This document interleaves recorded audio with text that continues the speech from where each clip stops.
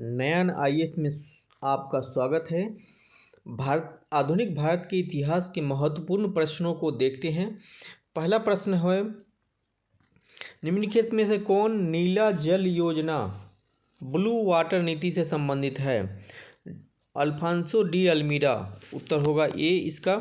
मध्यकाल में सर्वप्रथम भारत से व्यापार संबंध करने वाले थे कौन? पुर्तगाली सबसे पहले किए थे 1498। वास्को डी गामा भारत कब आया था? 1498 ईस्वी में यह आया था। वास्को डी गामा कालीकट पर किस वर्ष आया था? 1498 ईस्वी में आया था। पुर्तगाली उपनिवेश का प्रथम वायसराय निम्नलिखित में से अल्मीडा था, प्रथम वायसराय पुर्तगाली का। नेक्स्ट क्वेश्चन है, वास्को डी गामा का कालीकट में स्वागत किया था? जमोरिन ने किया था। बहुत ही इंपॉर्टेंट क्वेश्चन है, यहाँ से एक प्रश्न जरूर रहते हैं, देख लीजिए ध्यान से आप लोग। पुर्तगालियों ने भारत में निम्नलिखित में से किस स्थान पर प्रथम दुर्ग निर्माण किया था? कोचीन में किया था। नेक्स्ट प्रश्न है, पुर्तगालियों ने भारत में निम्नलिखित में से किस स्थान पर प्रथम दुर्ग निर्माण किया था? कोचीन में। ये मिलाने के लिए आपको यहाँ पर दिया गया है, तो इसका उत्तर बी है 2, 1, 4, 3। वास्को डी गामा पुर्तगाल, Christopher Columbus Spain, captain Cook Holland और तस्मान जो है ग्रेट ब्रिटेन के थे। ये मिलाने के लिए भी आ जाता है, तो इसको आपको ध्यान से याद करना है। नेक्स्ट क्वेश्चन पे चलते हैं। भारत में पुर्तगाली शक्ति का वास्तविक संस्थापक कौन था? अल्बुकर्क था।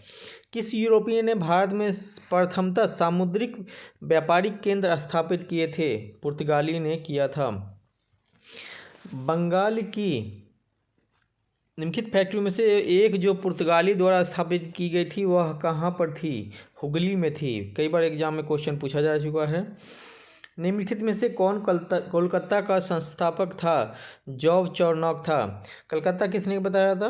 तो जॉब चार्नॉक। दोनों क्वेश्चन एक ही जैसा है, घुमा के क्वेश्चन पूछा गया है। हुगली को बंगाल की खाड़ी में समुद्री लूटपाट के लिए किसने अड्डा बनाया था? पुर्तगालियों ने बनाया था।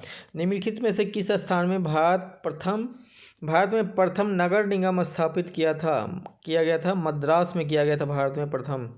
भारत के साथ व्यापार के लिए सर्वप्रथम संयुक्त पूंजी कंपनी किस लोगों ने आरंभ किया था? डचों ने प्रारंभ किया था। बंगाल की खाड़ी में समुद्री डकैती हेतु हुगली का उपयोग कौन करता था? पुर्तगालियों ने किया था। नेक्स्ट प्रश्न को देखते हैं। भारत में ईस्ट इंडिया कंपनी की सफलता का राज क्या था? उपयुक्त तीनों थे। किस मुगल सम्राट के काल में ईस्ट इंडिया कंपनी ने भारत में सर्वप्रथम कारखाना स्थापित किया था? जहांगीर के काल में। भारत में 1813 ईस्वी में अंग्रेजों ने अपनी पहली फैक्ट्री कहाँ स्थापित किया था? सूरत में स्थापित किया था सर्वप्रथम पहली फैक्ट्री। नेक्स्ट क्वेश्चन पे चलते हैं। ईस्ट इंडिया कंपनी के प्रारंभिक दौर में वेस्टर्न प्रेसिडेंट कहाँ थे? सूरत। ईस्ट इंडिया कंपनी की प्रथम फैक्ट्री स्थापित की गई थी सूरत में। किस अंग्रेज अधिकारी ने पुर्तगालियों को सरपल्ली के स्थान पर हराया था? थॉमस हेवेस्ट। ईस्ट इंडिया कंपनी ने बम्बई किससे लिया था? वह पुर्तगालियों से लिया था। नेक्स्ट प्रश्न को देखते हैं। निम्नलिखित व्यापारिक कंपनियों में से किसने सूरत में सर्वप्रथम अपना कारखाना स्थापित किया था? अंग्रेजों ने। किस वर्ष प्रयागराज के किले पर अंग्रेजों का अधिकार स्थापित हुआ था? 1797 में। ईस्ट इंडिया कंपनी के किस गवर्नर को औरंगजेब द्वारा भारत से निष्कासित किया गया था? सर जॉन चाइल्ड को। नेक्स्ट क्वेश्चन वो देखते हैं। कर्नाटक युद्ध किन किन के मध्य लड़ा गया था? अंग्रेज और फ्रांसीसियों के मध्य लड़ा गया था। प्रथम यूरोपीय व्यक्ति था जिसने भू क्षेत्र अर्जित करने के उद्देश्य से भारतीय राजाओं के झगड़े में भाग लेने की नीति आरंभ की थी? डुप्ले ने प्रारंभ किया था। भारत में फ्रांसीसियों ने पहला अपना सबसे कारखाना किन स्थानों पर लगाया था? सूरत में लगाया था फ्रांसीसी ने पहला फैक्ट्री। नेक्स्ट प्रश्न को देखते हैं। बंगाल में कौन सा कारखाना डचों ने स्थापित किया था? बी और सी दोनों, चिंचोरा और हुगली। नेक्स्ट क्वेश्चन को देखते हैं। ईस्ट इंडिया कंपनी ने किस वर्ष अपनी फैक्ट्री पटना में स्थापित की थी? 1632 में स्थापित किया था। उस क्षेत्र की पहचान करें जहां यूरोपवासियों को सर्वोत्तम सोरा और अफीम प्राप्त होता था। बिहार। अंग्रेज शासनकाल में भारत का कौन सा क्षेत्र अफीम उत्पादन हेतु प्रसिद्ध था? बिहार था। अब ईस्ट इंडिया कंपनी और बंगाल के नवाब के बीच में प्रश्न आता है, उसको देखते हैं। एक्स-ला-शापेल 1748 की संधि के संदर्भ में निम्नलिखित में से कौन सा सही है? यह सही है 1 और 2। कर्नाटक युद्ध की समाप्ति हुई थी। अंग्रेजों को मद्रास पुनः प्राप्त हुआ था। नेक्स्ट क्वेश्चन को देखते हैं। मुगल बादशाह द्वारा नियुक्त बंगाल का अंतिम सूबेदार था मुर्शीद कुली खां। निम्नलिखित में से कौन सा युद्ध था जिसने भारत में ब्रिटिश प्रभुत्व को प्रारंभ किया था? प्लासी का युद्ध। कौन एक मुगल सम्राट द्वारा नियुक्त बंगाल का अंतिम गवर्नर था? मुर्शीद कुली खां। ईस्ट इंडिया कंपनी की भारत में प्रथम निर्णायक सैन्य सफलता मानी जाती है प्लासी का युद्ध जो है उसको माना जाता है। प्लासी का युद्ध लड़ा गया था वर्ष 1757 में। सिराजुद्दौला लॉर्ड क्लाइव द्वारा परास्त हुआ था। किसके युद्ध में परास्त हुआ था? प्लासी के युद्ध में। अपनी राजधानी मुर्शिदाबाद से मुंगेर स्थापित की थी मीर कासिम ने। भारतवर्ष में ब्रिटिश साम्राज्य का संस्थापक कौन था? Robert Clive. किसे स्वर्ण से उत्पन्न सेनानायक कहा गया है? रॉबर्ट क्लाइव को कहा गया है स्वर्ण से उत्पन्न सेनानायक। प्लासी का युद्ध का मैदान कहाँ स्थित है? यह पश्चिम बंगाल में स्थित है। अंग्रेजी ईस्ट इंडिया कंपनी द्वारा लड़े गए निम्नलिखित युद्धों में से कौन सा सर्वाधिक निर्णायक था? बक्सर का युद्ध सर्वाधिक निर्णायक था। कौन सा युद्ध भारत में अंग्रेजों के आधिपत्य की स्थापना की दृष्टि से सबसे महत्वपूर्ण माना जाता है? बक्सर का युद्ध। बक्सर के युद्ध के समय दिल्ली का शासक कौन था? शाह आलम द्वितीय। किस गवर्नर के कार्यकाल में ईस्ट इंडिया कंपनी को शहंशाह शाह आलम द्वारा बंगाल, बिहार तथा उड़ीसा में दीवानी अधिकार दिए गए थे? Robert Clive. बक्सर की लड़ाई के समय बंगाल का नवाब कौन था? मीर जाफर था। शाह आलम द्वितीय ने ईस्ट इंडिया कंपनी को बंगाल, बिहार तथा उड़ीसा की दीवानी प्रदान की थी 12 अगस्त 1765 में। इलाहाबाद की संधि के बाद रॉबर्ट क्लाइव ने मुर्शिदाबाद का उपदीवान किसे बनाया गया था? मोहम्मद रजा खान को बनाया गया था। 1765 में दीवानी प्रदान किए जाने के बाद ब्रिटिश सबसे पहले निम्नलिखित में से किस पर्वतीय जनजाति के संपर्क में आए थे? खासी जनजाति, यह मेघालय में पाया जाता है, इसी के संपर्क में आए थे। उस फ्रांसीसी सेनापति का नाम बताइए जो 1760 के वांडीबास युद्ध में पराजित हुआ था?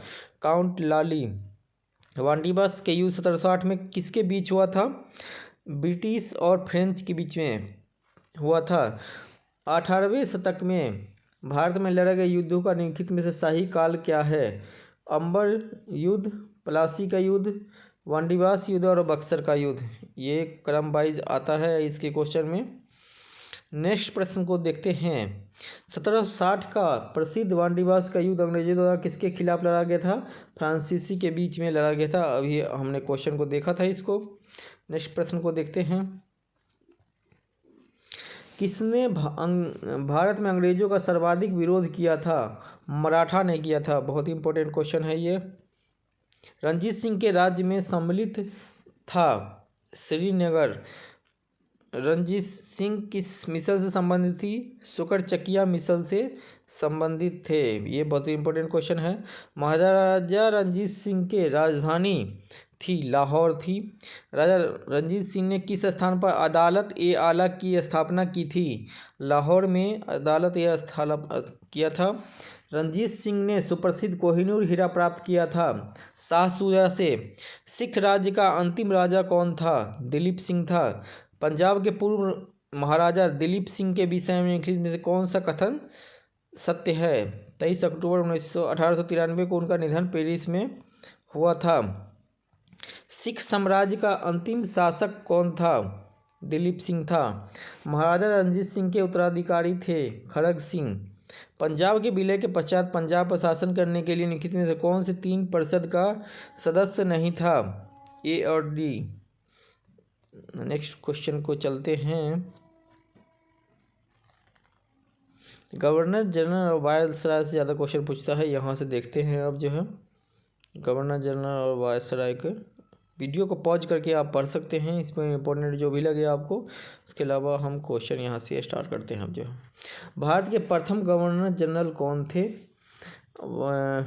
यहाँ पे ऑप्शन में तो भारत के प्रथम गवर्नर करेंगे तो यहाँ पे लॉर्ड विलियम बेंटिंक हो जाएंगे। भारत के प्रथम जनरल कौन थे?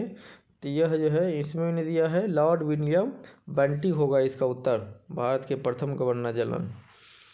नेक्स्ट क्वेश्चन को चलते हैं। भारत में ब्रिटिश साम्राज्य का संस्थापक कौन था? रॉबर्ट क्लाइव को माना जाता है। रिंग फेंस नीति का संबंध निम्नलिखित में से किससे है? वॉरेन हेस्टिंग्स से था। अंग्रेजों को विरुद्ध बनारस विद्रोह का नेतृत्व किसने किया था? राजा चेत सिंह ने किया था। किसने बंगाल में द्वैध शासन प्रणाली को समाप्त किया था? वॉरेन हेस्टिंग्स ने। कलकत्ता में एशियाटिक सोसाइटी की स्थापना का समय बंगाल का गवर्नर जनरल कौन था? लॉर्ड वॉरेन हेस्टिंग्स था। सुरक्षा प्रकोष्ठ नीति किससे संबंधित है? वॉरेन हेस्टिंग्स से संबंधित है। ब्रिटिश में बंगाल में ब्रिटिश प्रणाली किसके द्वारा लागू की गई थी? रॉबर्ट क्लाइव के द्वारा।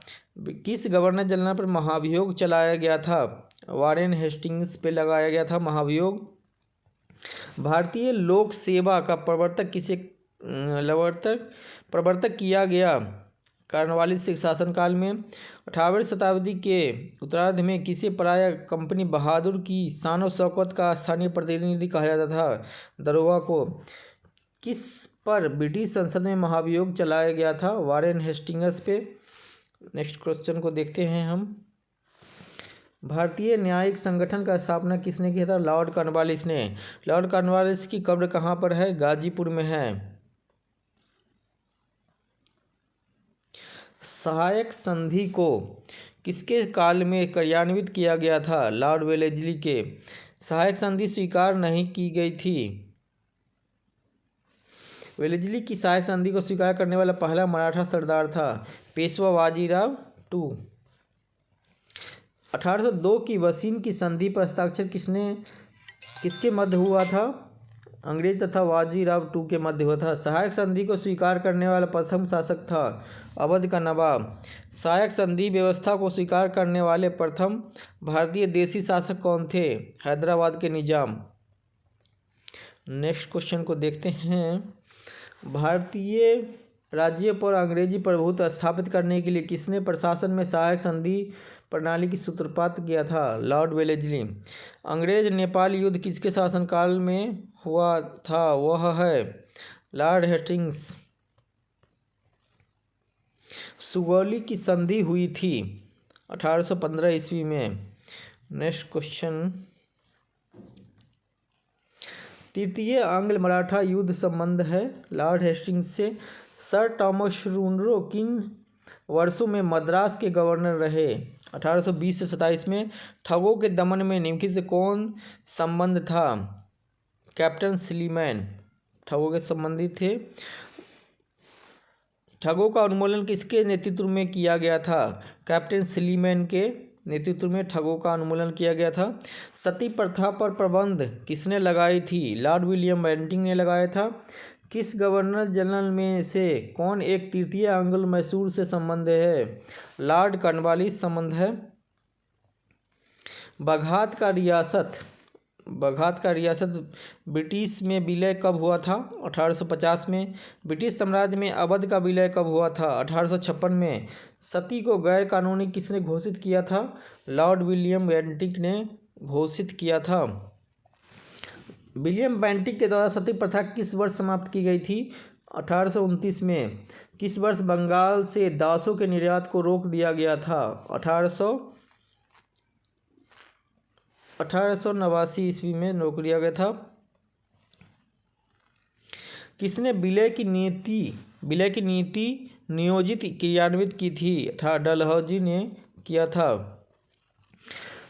ब्रिटिश द्वारा कुशासन का बहाना लेकर निम्नलिखित में से किस एक का शासक हटा दिया था? अवध को हटा दिया गया था। सिंध पर ब्रिटिश ने कब्जा किया था 1843 ईस्वी में। सिक्किम का भारत में विलय किसने किया था? लॉर्ड डलहौजी ने किया था। लॉर्ड डलहौजी की विलय की नीति का प्रथम शिकार कौन हुआ था? सतारा। जेम्स एंड्रयूज रैमजे भारत के किस गवर्नर जनरल का वास्तविक नाम था? लॉर्ड डलहौजी का। कौन अवध का ब्रिटिश रेजिमेंट था जब अवध का ब्रिटिश राज्य में विलय हुआ था? James Outram. अंग्रेजों द्वारा सिंध का विजय संपन्न हुआ था लॉर्ड एनबरो के काल में। भारत में प्रथम रेल लाइन का निर्माण किन नगरों के बीच हुआ था? मुंबई और ठाणे के बीच में। और उस समय वायसराय कौन थे? लॉर्ड डलहौजी थे। भारत में प्रथम रेलवे लाइन कब शुरू हुई थी? 1853 में। विधवा पुनर्विवाह अधिनियम किसके शासनकाल में क्रियान्वित किया गया था? लॉर्ड कैनिंग के काल में क्रियान्वित किया गया था। ब्रिटिश कंपनी ने सर्वप्रथम भारत में रेल यात्रा प्रारंभ की थी। Great Indian peninsular railway. 1 नवंबर 1858 को महारानी विक्टोरिया का घोषणा पत्र इलाहाबाद में पढ़कर सुनाया था। लॉर्ड कैनिंग ने सुनाया था। ब्रिटिश भारतीय राज्य क्षेत्र का अंतिम मुख्य विस्तार कब हुआ था? डफरिन के काल में हुआ था। निम्नलिखित में से कौन सा एक भारत का प्रथम वायसराय था? Lord Canning. Public works department को 1845 से 55 के दौरान स्वरूप देने वाले थे लॉर्ड डलहौजी। 1858 को महारानी विक्टोरिया का घोषणा पत्र पढ़कर सुनाया था। इलाहाबाद में लॉर्ड कैनिंग ने सुनाया था। अपने पुत्र के स्थान पर दूसरे उत्तराधिकारी को गोद लेने के अधिकार को पुनः स्थापित किया था। 1858 की सम्राज्ञी की घोषणा ने महारानी विक्टोरिया को भारत की सम्राज्ञी नियुक्त किया गया था। 1877 में अस्थायी बंदोबस्त किसके शासन के काल में प्रारंभ किया गया था? लॉर्ड कॉर्नवालिस के काल में प्रारंभ किया गया था। निम्नलिखित में से किस गवर्नर जनरल ने भारत में दास प्रथा को समाप्त किया था? लॉर्ड एल्बर्नोर ने समाप्त किया था।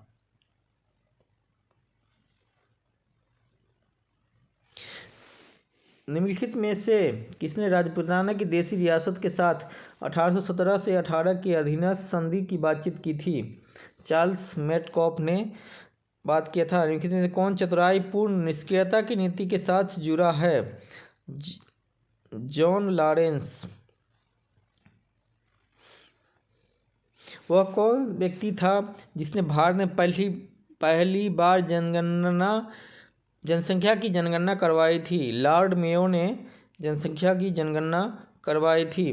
किस वायसराय के हत्या अंडमान निकोबार द्वीप समूह में एक दंडित अपराधी द्वारा की गई थी? लॉर्ड मेयो की हत्या कर दी गई थी। स्थानीय स्वायत्त संस्थाएं 1882 में सशक्त की गई थी लॉर्ड रिपन द्वारा। किस वायसराय की हत्या उसके कार्यकाल में की गई थी? लॉर्ड मेयो की हत्या उसके कार्यकाल में कर दी गई थी। अफगानिस्तान के प्रति एक जोश भरी अग्र फॉरवर्ड नीति का अनुसरण करने वाला गवर्नर जनरल था लॉर्ड लिटन। अफगानिस्तान के प्रति आक्रामक नीति किस वायसराय ने अपनाई थी? लॉर्ड लिटन ने। भारत में स्थानीय स्वायत्त शासन को किसने प्रोत्साहित किया था? लॉर्ड लिपन ने प्रोत्साहित किया था। दोस्तों, आधुनिक भारत पर यह पहला वीडियो है। अब हम नेक्स्ट वीडियो लेकर के आएंगे, उसमें नेक्स्ट क्वेश्चन की बात करेंगे।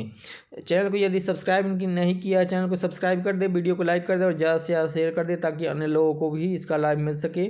वीडियो को देखने के लिए धन्यवाद।